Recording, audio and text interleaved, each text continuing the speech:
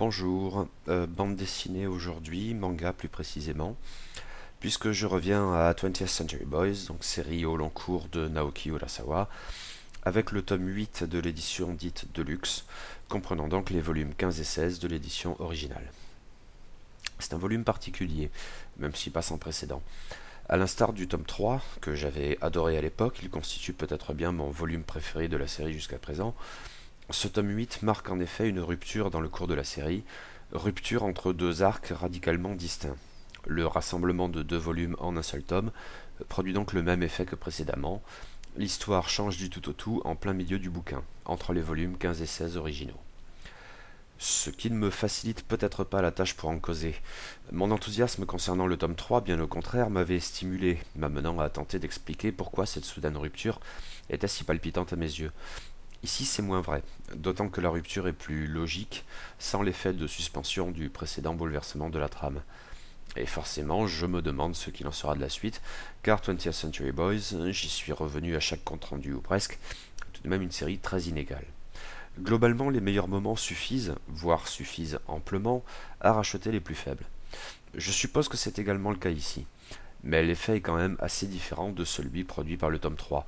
Ici, je suis davantage dans le doute et davantage conscient que je manque d'éléments pour appréhender au mieux ce changement soudain, sans même parler de me livrer à des pronostics quant à l'évolution de la série, mais ça j'imagine que c'est pas plus mal.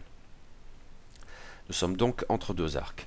Le premier allait du tome 1 à la moitié du tome 3, le deuxième donc de la moitié du tome 3 à la moitié de ce tome 8, et il ne reste plus, sauf erreur, qu'un troisième et dernier arc, du milieu de ce tome 8 au tome 12 qui achève la série.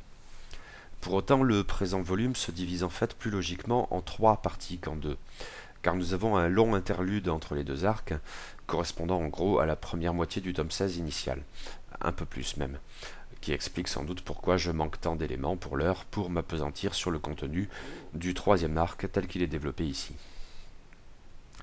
Or, ce tome 8 m'effrayait un tantinet, parce que je savais qu'il mettrait en avant la dimension de la série qui m'a le plus navré jusqu'à présent, et de loin, je crois que le mot navré n'est pas trop fort, à savoir le projet d'assassinat du pape, trame dont je ne comprenais tout simplement pas ce qu'elle foutait là, et qui me paraissait responsable pour une bonne part du triste gâchis qu'était l'évolution de Cadna dans la série, un personnage que j'avais adoré à l'époque de son introduction en tant qu'adulte, au tout début du deuxième arc, mais décidément je ne me faisais pas son utilisation par la suite nettement moins enthousiasmante. Mais bon, essayons de faire abstraction. L'exposition universelle approche. Hello Hello l'Expo nous braille le sous-exploité Allo Namio dans les oreilles.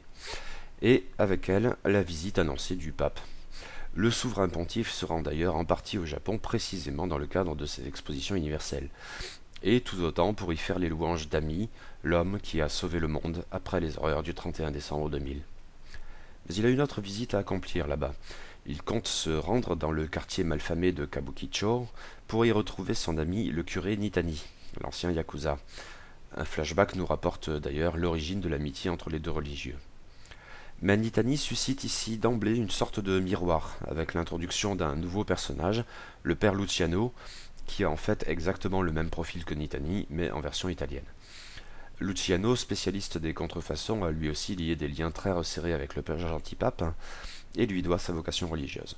Le connaissant bien, il subodore, seul, que son ami le successeur de Pierre fait l'objet d'un complot. Il est persuadé que le pape mourra en Orient, et cela ne s'arrêtera pas là. Un catalogue abscon de prophéties apocalyptiques qu'ont étudié les deux hommes semble devoir à terme remplacer la Bible, horreur glauque. Bon, j'imagine que ça ressort assez comme ça, mais disons-le, je suis très perplexe quant aux apports de ce nouveau personnage, avec aussi une certaine invraisemblance linguistique, mais bon, on n'est plus à ça près. Au Japon, Cadna et compagnie sont sur le pied de guerre. Il faut protéger le pape, ne serait-ce que parce que c'est Ami qui veut sa mort. Ami qui... Ah oui, est mort d'ailleurs. Il est mort. Il est bien mort, vous y croyez tous. Inutile d'en dire beaucoup plus ici. Embrouille prophétique mis à part, le déroulé de cette ultime tranche du deuxième arc de la série est globalement bien prévisible, comme de juste. Je ne dirais pas qu'elle est mauvaise pour autant. Le fait est que certaines occurrences antérieures de la trame projet d'assassinat du pape étaient bien pires. Ici, globalement, ça coule. sans enthousiasme débordant, mais non sans efficacité pour autant. Prévisible mais honnête, je suppose. Heureusement, la BD a sans doute bien mieux à nous offrir dans le présent tome 8. Je passe sur les 3 pages concluant le tout volume 15, ça vaut sans doute mieux. Avant d'inaugurer à proprement parler le 3e arc de 20th Century Boys, Naoki Urasawa concocte ici un long interlude consistant en un crucial retour au passé, à l'époque où Kenji et ses copains étaient des enfants, plus précisément en 1970, l'année de l'exposition universelle d'Osaka. Et là, je vais me livrer à une parenthèse toute personnelle, parce que j'avais déjà eu l'occasion à plusieurs reprises de parler de l'importance de cette exposition universelle dans la culture du Japon contemporain. Elle était le pinacle de la haute croissance, et une occasion marquée, pour le Japon ayant su enterrer les vilainies des années 30 et 40, de se réaffirmer dans le concert des nations, en étant devenu un symbole de paix. Au Japon même, l'exposition universelle avait rencontré un énorme succès, avec un record de fréquentation qui ne serait dépassé que tout récemment. Il faut dire qu'il y avait bien des choses à y voir, dont Apollo, l'année d'après le premier homme sur la Lune. Le genre d'événement qui résonne forcément dans le contexte de 20th Century Boys, et la BD y faisait plusieurs fois allusion, comme au rock bien sûr. Je poursuis ma parenthèse rapidement, parce que c'est l'occasion de dire un truc qui me réjouit tout particulièrement. Très personnel, hein. À apprendre des choses sur le Japon, même si je n'en sais somme toute guère pour l'heure, aucun doute à cet égard, je commence cependant à relever ça et là, par exemple lors de mon visionnage récent de Pompoko de Isao Takahata, ou, et ça je vous en causerai sous peu, la lecture des Contes de pluie et de lune d'Akinari Ueda, je commence donc à relever parfois des éléments ou allusions qui me seraient passés par-dessus la tête il y a quelques mois à peine. Par exemple, concernant 20th Century Boys, je me demandais depuis un certain temps si, aussi improbable que cela puisse paraître, le nom de Yoshitsune avait quelque chose à voir avec le fameux guerrier autrement hardi du dit Deike. Eh bien, figurez-vous que oui, le lien est explicitement établi dans ce tome 8, et l'occasion d'un jeu de mots pour le coup expliqué en note sur une certaine bande à Genji, renvoyant ironiquement à la bande à Kenji à laquelle nous étions habitués. Avec tout ça, je me suis éloigné de la BD et de cet interlude. Reprenons. Ah donc, le cadre de 1970, ou un peu avant, mais que cette année soit le tournant est assez logique, nous y étions habitués. Au cours du premier arc, nous y revenions souvent. À certains égards, c'était peut-être davantage le cœur de la BD que la trame de la toute fin du XXe siècle, en fournissant le prétexte.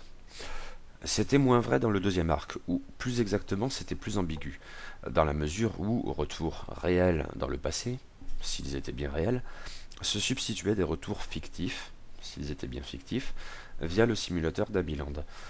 J'ai assez eu l'occasion de dire à quel point cette idée m'enthousiasmait. Introduction de Kana mise à part, c'est à mon sens de très très loin ce qu'il y a de mieux dans le deuxième arc. Et maintenant, l'ambiguïté demeure peut-être, mais surtout le point de vue change. Maintenant, nous ne voyons plus les événements à travers les yeux de Kanji ou d'un de ses copains, ou au travers d'un narrateur omniscient, néanmoins focalisé sur les 10 gamins. Maintenant, nous voyons les choses du point de vue de Fukube, le futur ami. Littéralement d'ailleurs, pendant un moment. Nous sommes dans la tête de Fukube, et ce n'est pas un endroit très agréable. Nous sommes pleinement en vue subjective même. Ça ne dure pas forcément, surtout dans la mesure où, outre le point de vue de Fukube, qui reste essentiel, nous avons aussi l'occasion d'entrevoir les choses du point de vue de Sadakiyo, le sale gosse et le pauvre gosse, dans une relation d'une cruauté typiquement enfantine. Il faut dire que la psychologie de Fukube, au moins, est pour le moins torturée.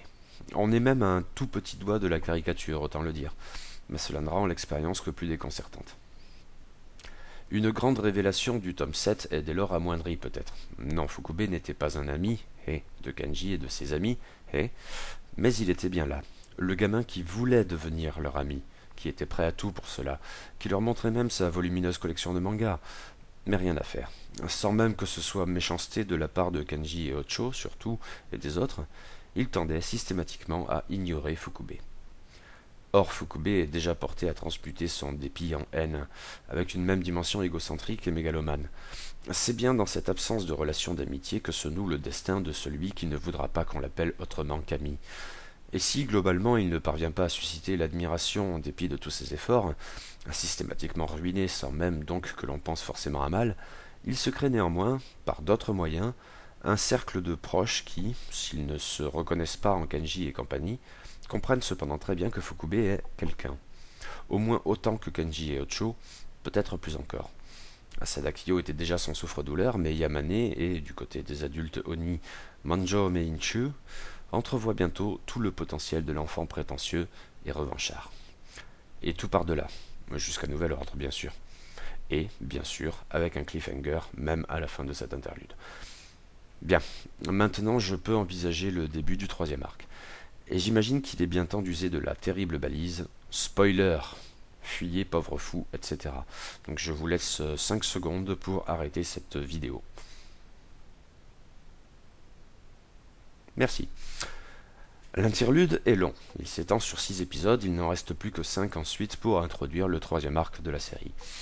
D'où pour une bonne part l'impossibilité d'en dire grand-chose pour l'heure et peut-être même dans le seul registre du bien ou pas bien. Tentons quand même une vague esquisse. Nous sommes en l'an 3 après Ami. Le sale gosse semble bien avoir tout remporté. Il est Dieu, bien sûr, et à notre niveau, on nous le présente hâtivement comme étant le président du monde. Allez savoir ce qui est préférable. Et il vit, semble-t-il, dans une tour colossale, un vrai bâtiment de science-fiction. Sauf que quelque chose ne colle pas. Le Japon en dessous de la tour a quelque chose d'étrange. Nous ne tardons guère à mettre le doigt dessus. Il apparaît incroyablement régressif, à tout point de vue. Quand un poste de télé fait son apparition dans les cases, retransmettant un combat de catch, et quand nous suivons des personnages inconnus dans leur quotidien et constatons comment ils sont vêtus, nous en venons à comprendre que ce Japon-là est, au mieux, celui des années 60. Celle de Kenji et Fukube gamin, d'une manière ou d'une autre, Ami a, plus encore qu'on ne l'imaginait, volé le futur. Et nous sommes par ailleurs loin des délires démographiques de la mégalopole japonaise, en dehors même de cette ville étrangement plate, à ras du sol, où la tour d'Ami ne figure que davantage une exception. À ce stade, le mot exception a même quelque chose de dérisoire. Nous verrons bientôt que nous sommes ici dans un monde constitué de petites communautés humaines, enfermées derrière des murs. Merci Donald. Et à l'extérieur, le virus. C'est ce que disent les autorités du moins. Les séides d'Ami, donc. Des émeutiers portés sur l'humanisme réclament que l'on abatte ces murs. Dehors, les gens souffrent, il faut leur venir en aide. D'autres émeutiers, exactement au même moment, tiennent un discours tout autre. Le mur ne saurait avoir d'autre but que de couper ceux de l'intérieur d'un extérieur en rien ravagé par le virus, mais parfaitement idyllique. Un extérieur que se sont accaparés des privilégiés. Un voyageur, car il y en a malgré tout, dit avoir écumé Honshu pendant 2 ans et constaté partout la présence de ces petites communautés humaines, toutes dirigées par des petits amis. Il ne dit cependant rien du virus. Mais, bien sûr, il ne nous est pas inconnu, lui. C'est Ocho. Pour l'heure, blessé, il se cache. C'est le petit garçon Katsuo qui lui a trouvé un abri, et bientôt sa sœur aînée, Sanae, est à son tour au courant. Or, des rumeurs circulent. Des rumeurs faisant état d'une opposition, ou même de plusieurs, à Ami et ses sbires. Pour le moment, nous n'en savons guère plus. Et il n'en est que plus difficile de porter un jugement sur ces 5 épisodes. L'arc se met en place, sa dimension narrative est encore assez limitée. Cependant, j'avouerai que l'idée de ce cadre années 60 dans le futur est très intéressante. Il faudra sans doute le moment venu prendre en compte la justification de cette ambiance particulière, mais pour l'heure, dans le vide, abstraitement d'une certaine manière, ça fonctionne bien. Pas grâce à autre chose sans doute, même si, isolé, blessé, déprimé, il est beaucoup moins agaçant qu'il ne l'était en mode shogun, que ce soit lors de sa folle vie de défenseur des prostituées en Thaïlande, ou lors de son évasion de la luciole des mers. Mais Katsuo et Sanae sont assez intéressants. Katsuo comme un écho de Kenji et compagnie enfant, tout aussi énergique, sa sœur en jeune intello revêche, tranchant sur les jeunes personnages féminins envisagés jusqu'alors, Yukiji, Kanna et Koizumi, mais pour s'avérer aussi pertinent dans ce registre que ces derniers. Bien trop tôt cependant pour en dire davantage. Et difficile du coup de tirer un bilan de ce tome de transition. La fin du deuxième arc est moins mauvaise que ce que je redoutais. Elle n'est probablement pas mauvaise en fait, mais parfaitement prévisible et conduite sur un mode Miller, elle se lit sans passionner. L'interlude contient nombre de choses intéressantes, mais il est en permanence sur la corde raide, à l'extrême limite de la caricature, boulot d'équilibriste compliqué, tantôt satisfaisant, tantôt un peu moins. C'est peut-être un peu trop long par ailleurs, sans doute même. Et le début du troisième arc, pour l'heure j'aime bien. Surtout parce que l'ambiance est excellente. Les personnages de Katsuo et Sanae suscitent par ailleurs la sympathie, et le flou entretenu quant à la réalité du monde de l'an 3 après Ami est plus intrigant que frustrant. Une réussite donc. Et oui, ça donne envie de lire la suite. Adresser ainsi le bilan après coup, cela devient flagrant. Ce volume déconcertant, et longtemps un peu quelconque, ne m'a vraiment convaincu que dans ces 5 derniers épisodes. En tant que tel, il confirme mon impression générale d'une série qui a vraiment des hauts et des bas. Le bas domine peut-être ici, mais le haut, dans ce tome 8, résidant clairement dans les derniers épisodes, l'envie de lire la suite demeure. Malgré tout. Et donc, à un de ces jours pour le tome 9.